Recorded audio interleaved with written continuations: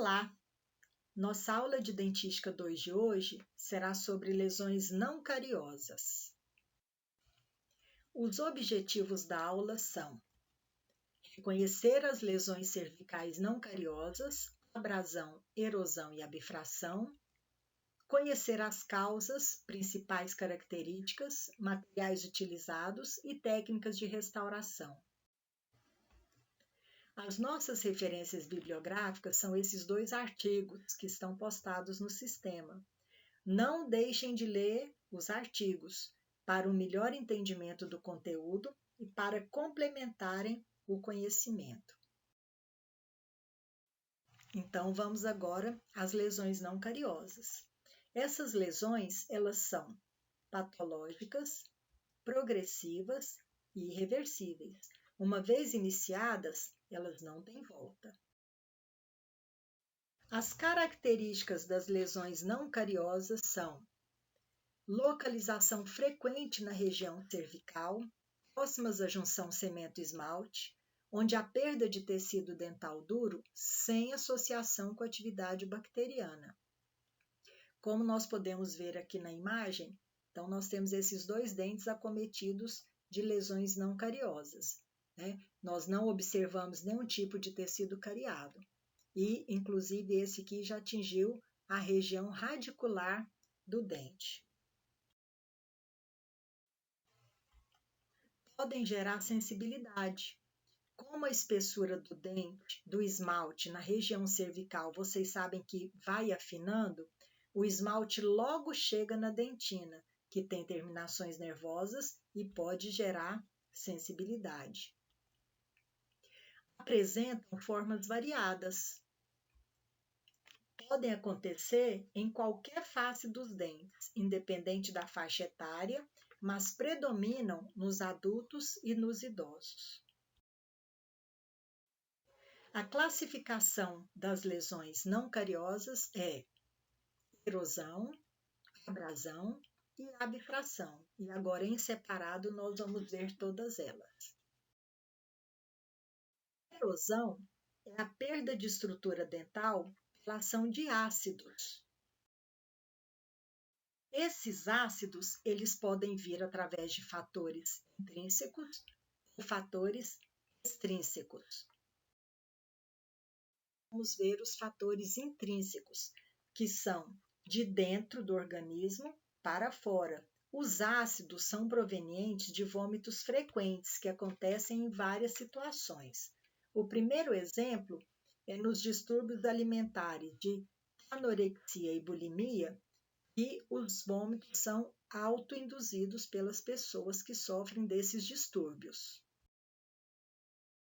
Também temos vômitos frequentes no refluxo gástrico voluntário, por exemplo, no caso de pessoas acometidas por alcoolismo, pelo uso abusivo de álcool. E também durante o período gestacional em algumas mulheres, pois nem todas grávidas apresentam enjoos e vômitos frequentes. A ação intrínseca dos ácidos ainda pode acontecer nas pessoas que apresentam a doença do refluxo gastroesofágico, na passagem do conteúdo gástrico pelo esôfago.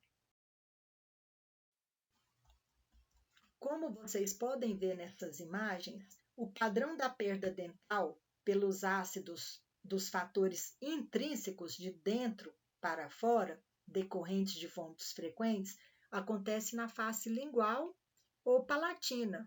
Observem os desgastes. Esse aqui está bem mais desgastado. E ocasionalmente também podem desgastar as incisais, que aqui só tem esmalte. É a camada mais fina, então podem ser desgastados. Agora nós vamos ver as substâncias ácidas decorrentes de fatores extrínsecos, aqueles que vêm do meio externo. A perda da estrutura dental pelos meios extrínsecos pode acontecer por ingestão de bebidas ácidas ou carbonatadas, ingestão de alimentos ácidos, medicações de natureza ácida, como pastilhas de vitamina C, aspirina, drogas como êxtase, ação química de substâncias corrosivas de indústrias nos seus trabalhadores, prática da natação, pelo cloro que tem no tratamento da água. E muitas vezes o nadador fica muito tempo com a boca aberta e essa água que contém cloro entra pela boca e pode desgastar os dentes. Para acontecer a perda da estrutura dental, não é apenas observar se alguém gosta muito de frutas ácidas, se pratica natação ou então se bebe muito refrigerante. Nós precisamos, além de ver esse fator causal, associar a frequência, a intensidade, a maneira de ingestão e a proximidade da ingestão com a escovação. Então, nós precisamos de observar todos esses fatores envolvidos com os fatores etiológicos. Vamos passar para a abrasão.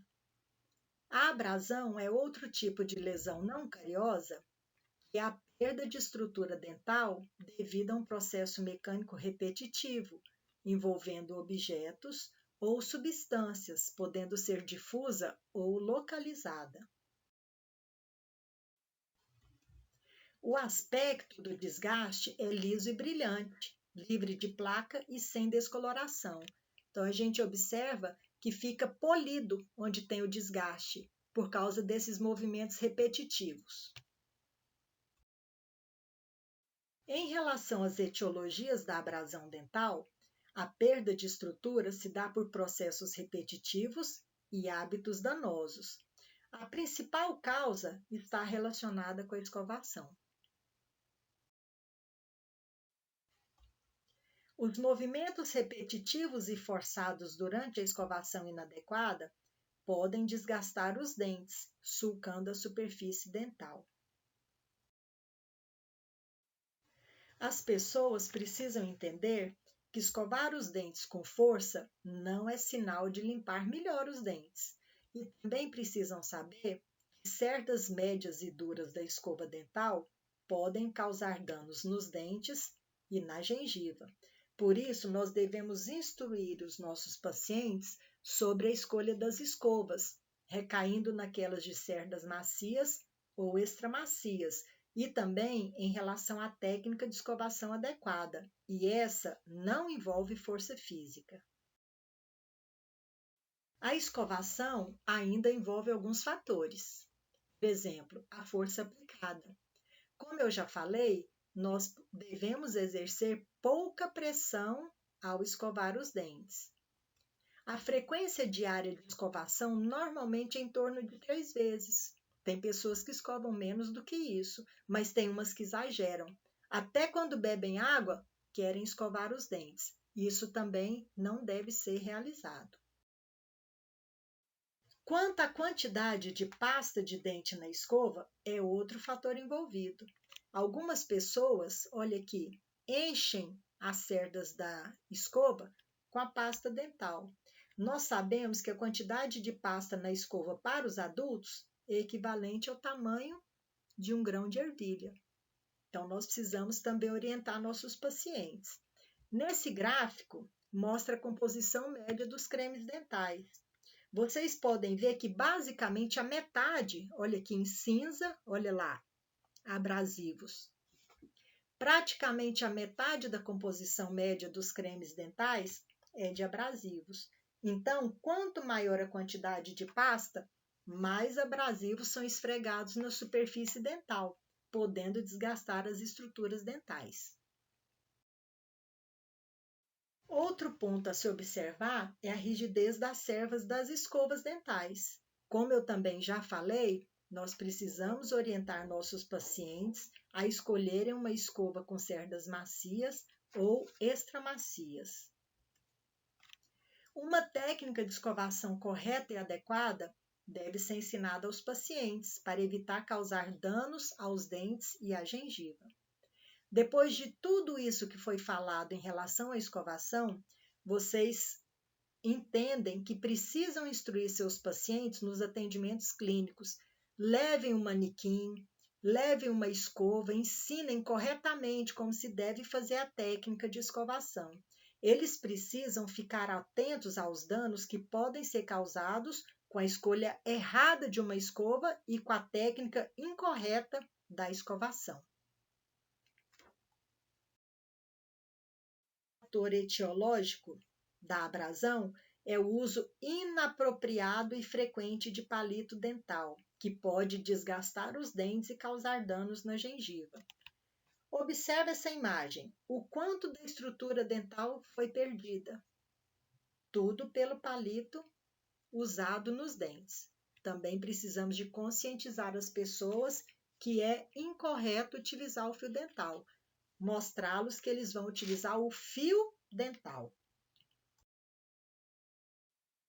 Mais um fator etiológico, os hábitos danosos, como interpor objetos entre os dentes. Por exemplo, morder colares, canetas, roer as unhas, que nós chamamos de onicofagia, hábito de fumar o cachimbo. Tudo isso aí, esses hábitos são danosos e podem desgastar os dentes. Grampos desajustados e inadequados das próteses parciais removíveis. Agora eu falei grego, né? Vocês ainda não tiveram conhecimento em relação à prótese. Eu vou explicar um pouquinho para vocês entenderem. As próteses parciais removíveis, como diz o nome, elas substituem algumas perdas de dente e podem ser colocadas no lugar e removidas pelos pacientes. Então, aqui nós mostramos, tem um modelo de gesso aqui. Isso aqui é uma prótese parcial removível, né? Ela tem aqui uma estrutura metálica. Vocês estão vendo isso aqui? São os grampos, eles vão abraçar os dentes para poder segurar a prótese. Aqui é uma parte de acrílico e aqui onde estão os dentes que foram perdidos, que vão ser substituídos por uma prótese parcial removível. Aqui nós temos outra imagem de uma prótese em posição na boca da pessoa. Olha aqui o acrílico. Então, esse aqui são os dentes da prótese. Aqui tem outro dentinho da prótese. E aqui, posteriormente, tem mais dentes da prótese. Aqui tem um grampo, aqui tem outro grampo e aqui tem outro grampo.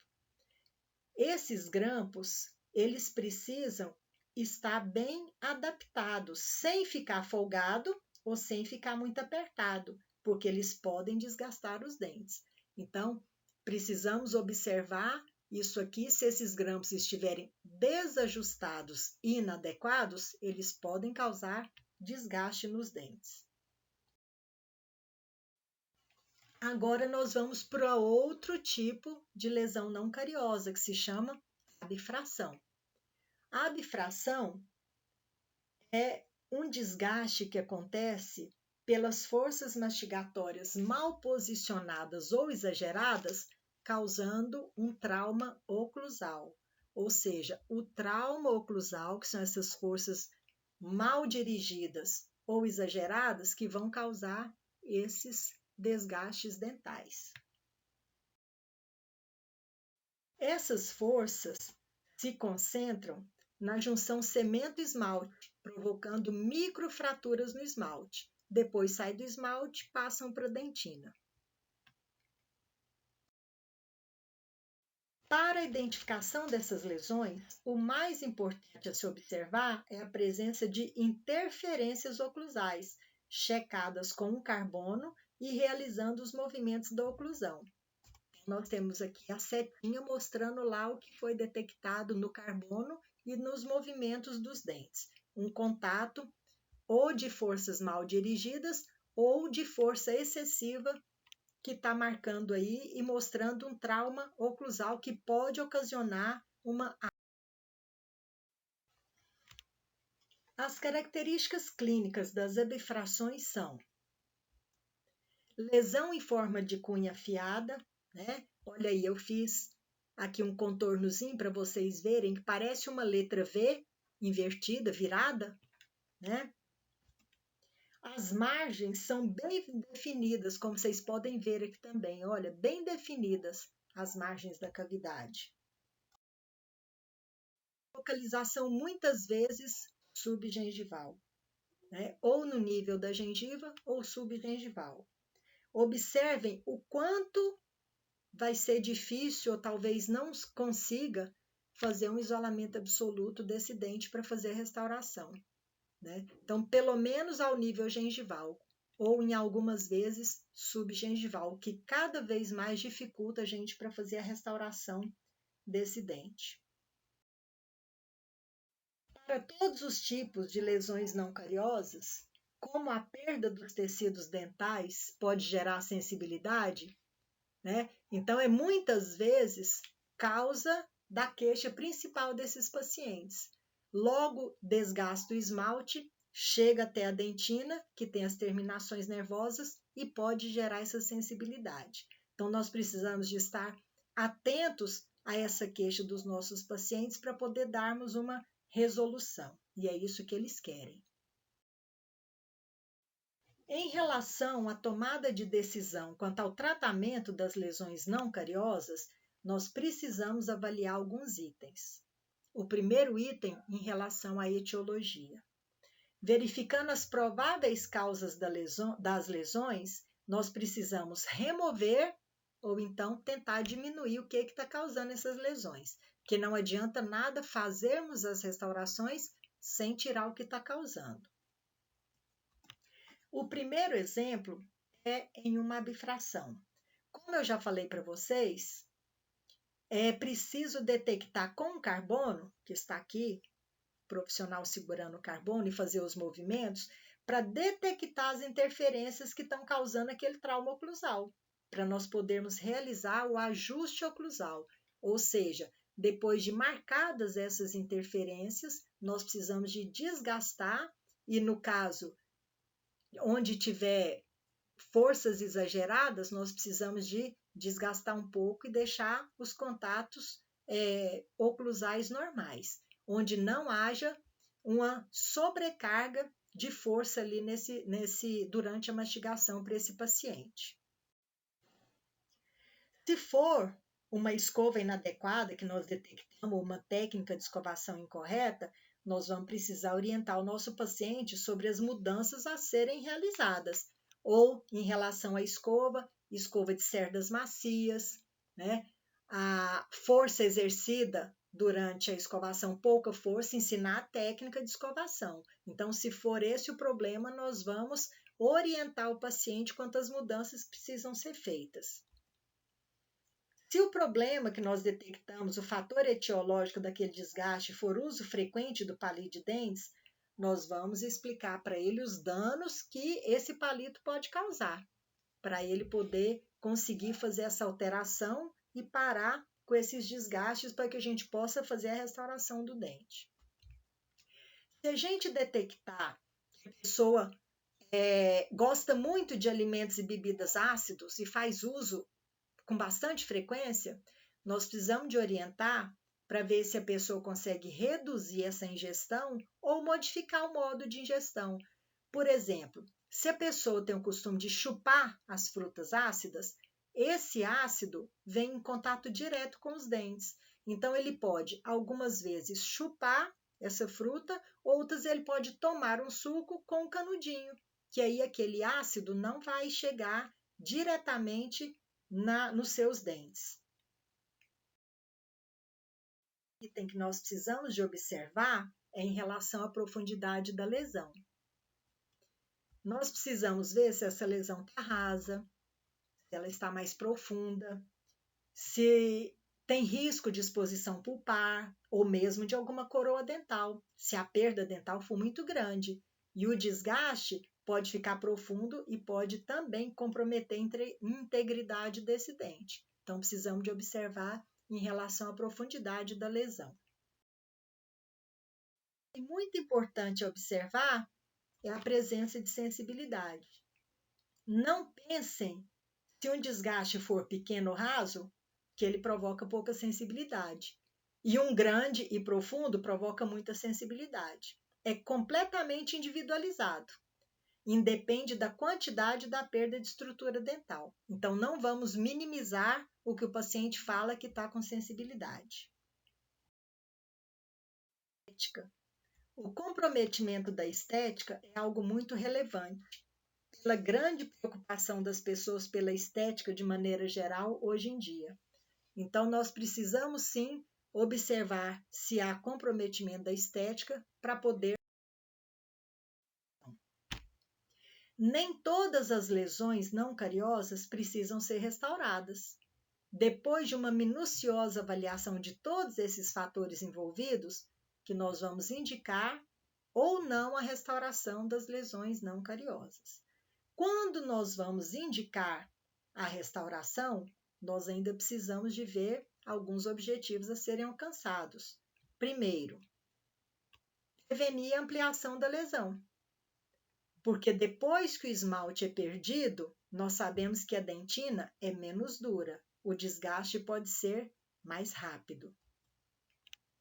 Para devolver a estética, acabei de falar para vocês, a importância da estética para as pessoas. Por isso é indicado, sim, restaurar. É um objetivo, é devolver a estética.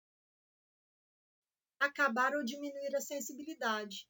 Com a restauração, nós vamos cobrir essa dentina exposta que está causando sensibilidade, para ver se conseguimos deter essa sensibilidade. Evitar a exposição pulpar é outro objetivo. Como eu já falei para vocês, se a perda da estrutura dental for grande, o desgaste fica profundo e tem risco de exposição pulpar. Algumas vezes nós observamos clinicamente o dente e vemos até uma manchinha rosada. Então, nós podemos saber que ali está ficando bem próximo da polpa. Então, para evitar uma exposição pulpar, é indicação sim e objetivo de evitar essa exposição, fazermos a restauração do dente. Outra indicação para a restauração de uma lesão não cariosa é para possibilitar o planejamento e a realização de uma PPR, prótese parcial removível. Eu falei para vocês agorinha, um pouquinho para vocês entenderem, porque vocês ainda não tiveram prótese, né? Então, aqui mostrando um dente acometido de um desgaste e precisa ser realizada uma prótese parcial removível. Se esse dente não estiver com seu contorno anatômico adequado, não tem como a gente fazer aquela prótese, como eu falei para vocês, vai ter um anel abraçando o dente. Por isso, nós precisamos de restabelecer esse contorno anatômico do dente através da restauração para que possibilite planejar e realizar uma prótese. Como o grampo abraça o dente, então a coroa precisa de ter esse correto contorno anatômico para uma boa adaptação do grampo, promovendo a estabilidade da prótese na boca da pessoa. Então, é importante, sim, fazermos essa restauração. Outra indicação para a restauração de lesões não cariosas é justamente para evitar a fratura da coroa do dente, quando a perda dental é muito grande e pode comprometer a base do dente, a estrutura do dente. Observe aqui as setas na imagem, mostrando os desgastes dos dentes. Agora vocês imaginem, mesmo que não seja proposital, se essa pessoa morder alguma coisa dura, muito comum, caroço das azeitonas, esse ou alguns podem fraturar. Principalmente aqui no caso, por se tratar de incisivos inferiores, que já são dentes com pouco volume de estrutura dental e com esse tamanho desgaste bem na base, pode sim a pessoa morder sem querer uma azeitona que tenha caroço e sair com esse dente fraturado. Então, também é um objetivo de se restaurar para evitar essa fratura dos dentes. A saúde gengival precisa ser preservada. Como vocês já sabem, durante a mastigação, os alimentos escorrem pelo dente e massageiam a gengiva em condições normais, ou seja, dentes nas suas formas e contornos adequados. Quando alguém tem dente com desgaste, esse alimento ele pode escorregar pelo dente e bater com força na gengiva, porque está faltando uma parte do dente aqui, ele já não vai escorregar levemente. Ele vai bater com força na gengiva e pode sim causar danos. Por isso, um dos objetivos das restaurações de lesões não cariosas é melhorar a saúde gengival. Quando nós indicamos uma restauração nesses dentes que têm lesões não cariosas, fica uma dúvida. Qual material usar? Então, nós temos disponíveis duas opções: resina composta e ionômero de vidro restaurador fotopolimerizável. Esse ionômero, como eu já falei lá na aula do início de semestre para vocês, ele tem 3 tipos de presa. Ele tem a presa química, a presa foto com uma luz e uma presa continuada, onde vão se ligando os radicais livres. Mas para facilitar didaticamente, a gente vai falar que ele é um ionômero de vidro restaurador fotopolimerizável. Só lembrando que, apesar disso, ele vai ter 3 tipos de presa. Vocês já tiveram o conteúdo de adesivos e resinas compostas? Vocês sabem que para realizar um correto protocolo restaurador, é necessário que se utilize o isolamento absoluto do campo operatório. Como essas lesões estão localizadas no terço cervical do dente e podem estar ao nível da gengiva ou então subgengivalmente, vocês já viram que pode não ser tão fácil fazer o isolamento desses dentes. Para os dentes anteriores e os premolares, vocês já tiveram lá na dentística 1 que a gente pode utilizar o grampo 212. É um grampo chamado retrator de gengiva, ou seja, ele puxa a gengiva, mostrando, deixando à mostra a margem gengival do nosso preparo. Eles são isolamentos difíceis, muitas vezes, e demandam tempo e técnica. Também precisam ser bem realizados. Não adianta colocarmos esse grampo, ele não ficar firme. Quando a gente estiver no protocolo restaurador, ele sai do lugar ou ele solta. Então, ele precisa de estar adequadamente colocado e com o isolamento correto para ser feito. Nesse slide, mostra a foto de 2 isolamentos absolutos utilizando o grampo 212. Vocês podem ver que, nesse caso, nós vamos isolar apenas o dente indicado para fazer a restauração. Então, apenas o dente que vai ser restaurado é o dente que está com o grampo 212. Aqui nós temos imagens que mostram o antes e o depois de dentes que tinham lesões não cariosas e suas restaurações que foram feitas com resina composta. Observem o contorno e a convexidade da coroa conseguidos pelas restaurações de resina composta. Muitos pensam que restaurar cavidades em superfícies lisas é muito fácil, porque não tem sulco, fosseta, cúspides para esculpir. Mas não se enganem, isso aqui não é fácil. Nós precisamos devolver ao dente o contorno adequado da coroa. E também nós precisamos de ter o cuidado de adaptar a resina composta na cavidade sem deixar excessos cervicais. Se nós deixarmos excessos cervicais, essa gengiva vai inflamar. E outra coisa, o acabamento e o polimento do material restaurador tem que ser muito bom, porque também a lisura vai depender da saúde gengival. Se nós fizermos uma restauração mal acabada, também, além do excesso, essa gengiva pode irritar. Por isso, não vão confiando que isso aí é fácil. Pode parecer fácil, mas não é fácil. E podemos utilizar o ionômero de vidro restaurador fotopolimerizável. As marcas comerciais que nós temos na clínica são o Vitremer, da marca 3MSP, e temos o Vitrofil LC, que é da Nova DFL. Esses dois são similares e nós encontramos lá na nossa clínica. Apesar dos nossos ionômeros terem muitos pontos positivos, que vocês já tiveram a oportunidade de conhecer lá na aula nossa dos ionômeros, como liberação de flúor, adesividade, biocompatibilidade, dentre muitas outras, nós vamos ter algumas desvantagens aqui para fazer nossas lesões não cariosas. Por exemplo, a inserção dele na cavidade é mais difícil, né?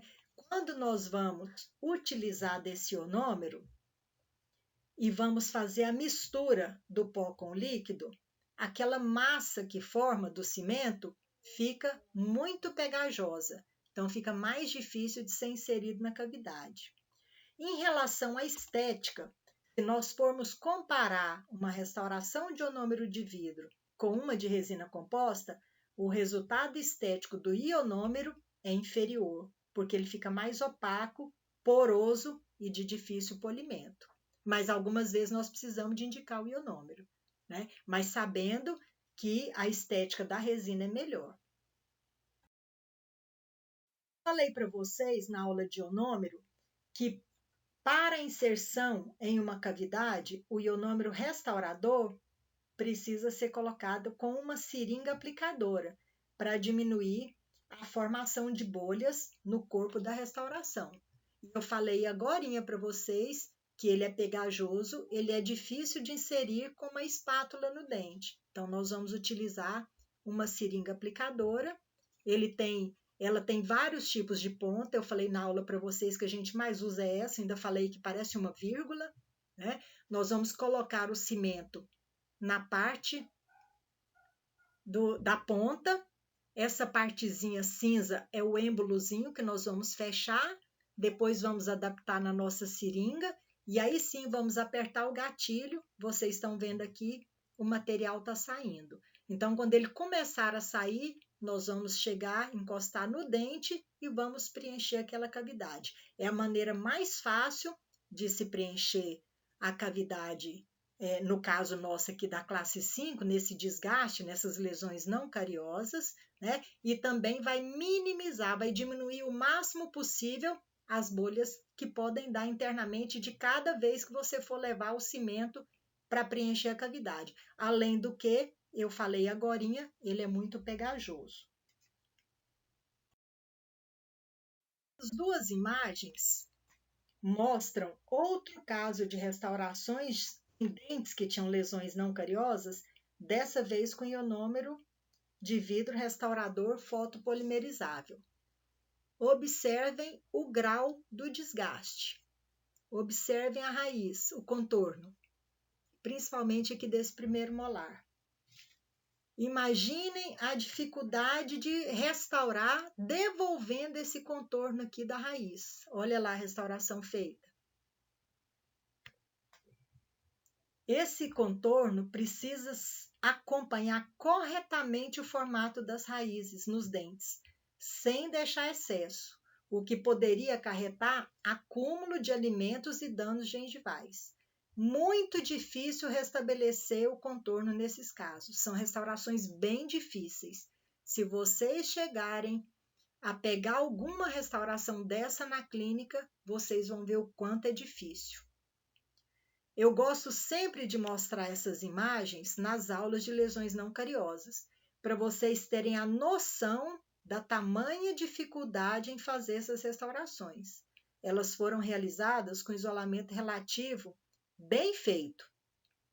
Não existe grampo que consiga isolar uma situação dessas, como retrair gengiva de molares. Nós não temos grampos que retraiam gengiva de molar.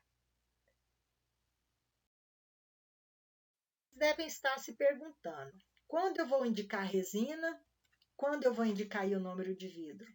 Essa resposta não é tão simples assim. Eu vou dar alguns exemplos para vocês, mas vocês vão perceber que é um pouco mais complexo do que o que a gente imagina. As decisões são muito clínicas e dependem de muitos fatores. Não é só esse dente, para esse dente eu vou indicar a resina, para aquele dente eu vou indicar ionômero. Não é bem assim. Nós precisamos de ver todos os fatores envolvidos, mas eu vou dar alguns exemplos aqui para vocês. Como vocês já sabem, as resinas compostas demandam o uso de isolamento absoluto, certo? Então, para molares, poderíamos dar preferência para restaurar essas lesões não cariosas com o ionômero restaurador fotopolimerizável, que vamos realizar com isolamento relativo. Bem feito! Mas é só em molares que nós vamos utilizar o ionômero? Vamos continuar exemplificando. Nos dentes anteriores e nos premolares, quando acometidos por lesões não cariosas, nós podemos utilizar o grampo 212. Já falei para vocês já tiveram aula lá na dentística 1, que é o grampo retrator de gengiva, para colocar o isolamento absoluto. Então, dessa forma, podemos utilizar a resina composta. Lembrando que o resultado estético e o polimento dela são superiores quando comparado com o ionômero de vidro. Então, vamos dar preferência de pré a premolares à resina composta. Algumas situações podem aparecer e nós vamos indicar restaurações com ionômero de vidro restaurador fotopolimerizável em premolares ou dentes anteriores. Por exemplo, se o dente tem muita sensibilidade, às vezes a gente prefere restaurar com o ionômero de vidro fotopolimerizável. Dentes girovertidos, que às vezes a gente não consegue adaptar o gramo 212, mesmo que sejam premolar. E quando tiver as margens cervicais, subgengivais, então também possivelmente nós podemos não conseguir adaptar um grampo. Vocês estão vendo que é complexo, né? Cada caso é um caso. Individualmente, quando acontecer, nós vamos analisar todos os fatores envolvidos para podermos indicar resina composta ou ionômero de vidro para restaurar nossas lesões não cariosas. Então, é bem complexo. Isso aí com calma e caso a caso nós vamos estudar e vamos ver o que vai ser melhor para fazermos essa restauração dessa lesão não cariosa. Então, nosso conteúdo para hoje era esse. Retomando os nossos objetivos da aula, reconhecer as lesões cervicais não cariosas, a abrasão, erosão e a bifração, conhecer as causas, principais características, materiais utilizados e técnicas de restauração. Bom, pessoal, ufa, chegamos ao final da aula. Esse era o conteúdo que estava programado para vocês. Mais uma vez eu reforço, não deixem de ler os artigos disponibilizados para vocês complementarem os conhecimentos. Mais adiante um pouquinho, nós vamos ter outra aula, dessa vez sobre plano de tratamento e odontograma. Até mais, cuidem-se todos!